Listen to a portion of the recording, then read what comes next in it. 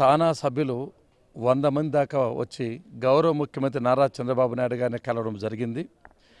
2 కోట్ల రూపాయలు చెక్కుని స్కిల్ డెవలప్మెంట్కి గాను ఆంధ్రప్రదేశ్లో విద్యార్థులకు స్కిల్లో కొద్దిగా ఇచ్చి మంచి ఉద్యోగ అవకాశాలు కల్పించేదానికి అవకాశం ఇచ్చేదానికి గాను 2 కోట్ల రూపాయలు ప్రిలిమినరీగా ఇచ్చారు. 100 కోట్ల రూపాయలతో దీన్ని డెవలప్ చేస్తామని చెప్పడం చాలా ఆనందదాయకమైన విషయము. అదే సమయంలో స్టేట్ గవర్నమెంట్ కూడా వాళ్ళు ఎంత అమౌంట్ ఇస్తే ఆ సమానంగా అమౌంట్ ఇచ్చి దాన్ని డెవలప్ చేసేదానికి ఒక చారిత్రాత్మకమైన నిర్ణయం తీసుకోవడం జరిగింది. నేను ఎన్ఆర్ఐ మినిస్టర్గా తానా సభ్యులందరినీ మనస్ఫూర్తిగా అభినందిస్తున్నాను. వాళ్ళు చేస్తున్న సేవ చాలా అపారమైనది, అసాధారణమైనది, అనన్య సామాన్యమైనది. కారణం ఏమంటే అక్కడ తెలుగు మాట్లాడే వాళ్ళకి ఇబ్బంది వచ్చినా, కష్టం వచ్చినా, నష్టం వచ్చినా, సమస్యలు వాళ్ళకు సహాయం చేయడమే కాకుండా ఇక్కడ కూడా సోషల్ యాక్టివిటీస్ ఆంధ్రప్రదేశ్లో తాము పుట్టిన జన్మభూమి యొక్క రుణము తీర్చుకోలే ఒక మంచి సత్సంకల్పంతో ఇక్కడ కూడా అనేక రకమైన కార్యక్రమాలు చేపడుతున్నారు.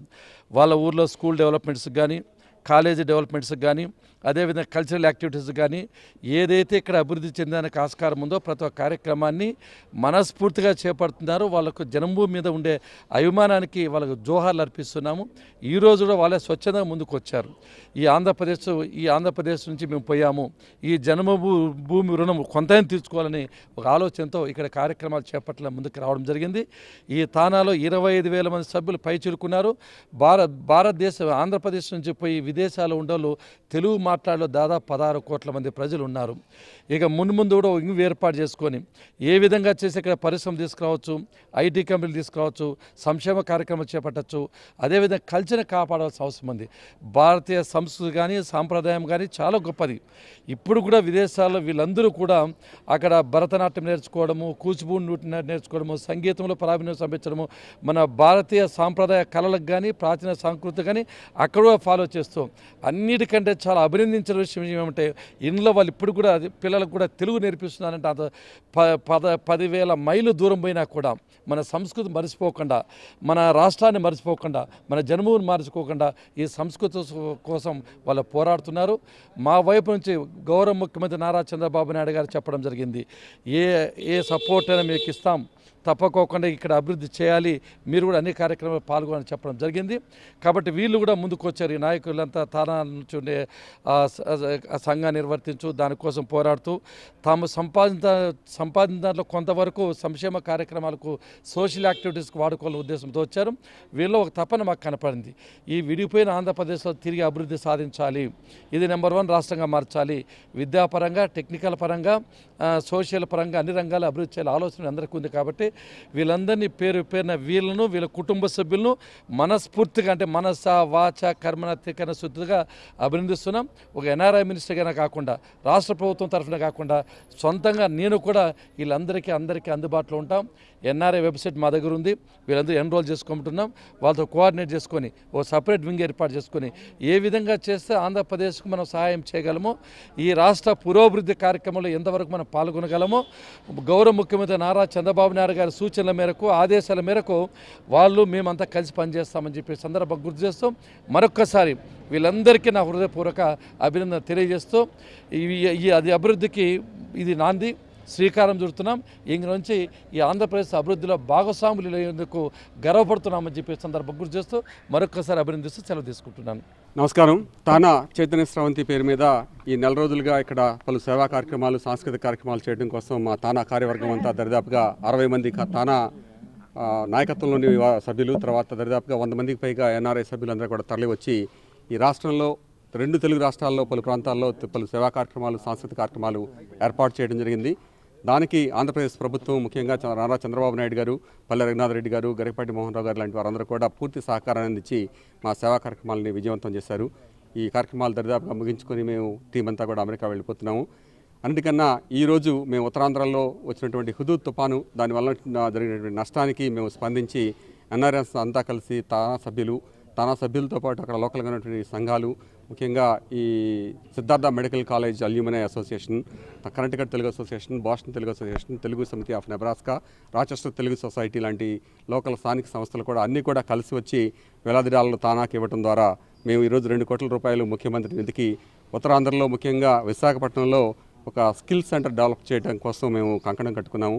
ఎందుకంటే ఈ పునర్నిర్మాణం, ఈ సహాయం చేయడం అనే దానిలో కన్నా కూడా ముఖ్యంగా గ్రామీణ ప్రాంతంలో ఉన్నటువంటి ప్రజలకి, ఈ చదువుకున్నటువంటి యువకులకి స్కిల్స్ డెవలప్మెంట్ చేయడం ద్వారా రాష్ట్రాన్ని ఇంకా అభివృద్ధి చెందవచ్చు అనేటువంటి ఒక చక్కటి సందేశాన్ని నారా చంద్రబాబు నాయుడు గారు ఇవ్వడం, దానికి మేము స్పందించి ఈ 2 కోట్లు ఇవ్వడమే కాకుండా ఒక 100 కోట్లకు పైగా ఈ రానున్న కాలంలో తానా ప్రతిష్టాత్మకంగా తీసుకొని ఆ నాలెడ్జ్ సెంటర్ని డెవలప్ చేయడమే కాకుండా మా మేధావులందరం కలిపి అమెరికాలో ఉన్నటువంటి చదువుకున్నటువంటి వైజ్ఞానికులు, డాక్టర్సు, వివిధ రంగాల్లో వ్యాపారాల్లో నిష్ణాతులైన అందరితో కూడా కలిపి ఆ స్కిల్ సెంటర్కి అనుసంధానంగా పనిచేస్తూ ఇక్కడ పారిశ్రామిక అభివృద్ధికి, స్కిల్స్ అభివృద్ధికి, ఉద్యోగ అవకాశాల అభివృద్ధికి అన్ని రకాలుగా కృషి చేయడానికి మేము కంకణం కట్టుకున్నాము. దానిలో భాగంగా ఈరోజు ముఖ్యమంత్రి చంద్రబాబు నాయుడు గారిని కలవటం, ఆ రోజు ఈ గవర్నమెంట్ నుంచి కూడా మాకు ఆయన పూర్తి సహకారం అందిస్తామని చెప్పడం మాకు చాలా సంతోషంగా ఉంది.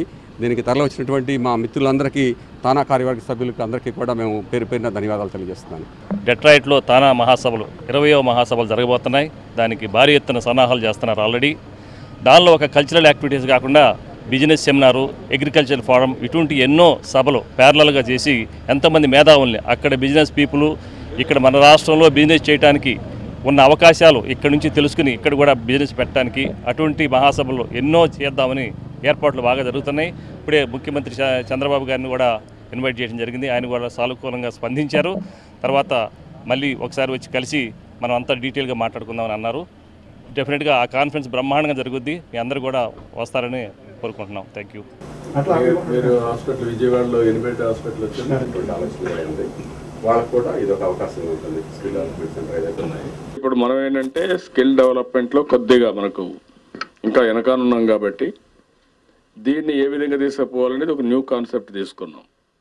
నేను అందుకనే ఇటీవల సింగపూర్లో కూడా అడిగితే అక్కడ కూడా పెద్దగా ఓవరాల్ కాంప్రహెన్సివ్గా స్కిల్ డెవలప్మెంట్ లేదు. They are doing differently.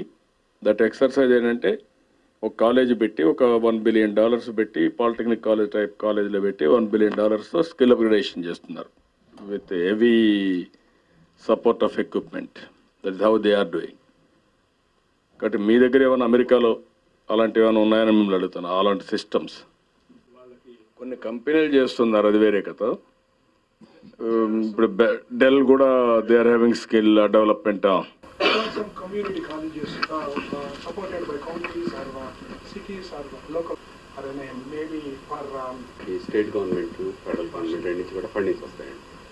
We wanted to rate our skills, evaluate our skills where we are in best countries in the world, what is the productivity, what is the skills available.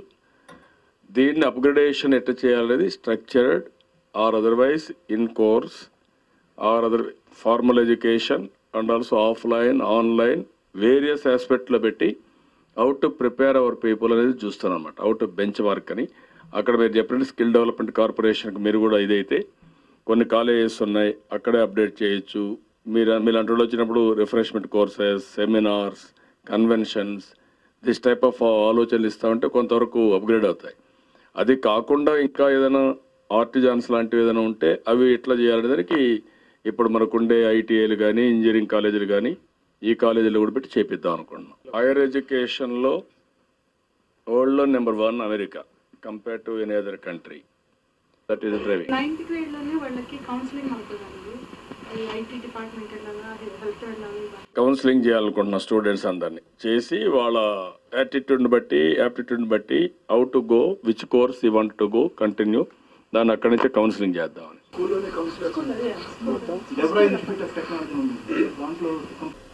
మీరు అన్నట్టు రాను ఇప్పుడు ఏంటంటే Japan is one country, ageing is very problematic country. అది మొత్తం కంట్రీనే ఒక old age home వరకు తయారవుతుంది ఇంకొన్ని రోజులు పోతే. ఇప్పుడు కానీ వాళ్ళు ప్లాన్ చేయాలంటే కష్టం. అది మనకు అడ్వాంటేజ్ ఉంది.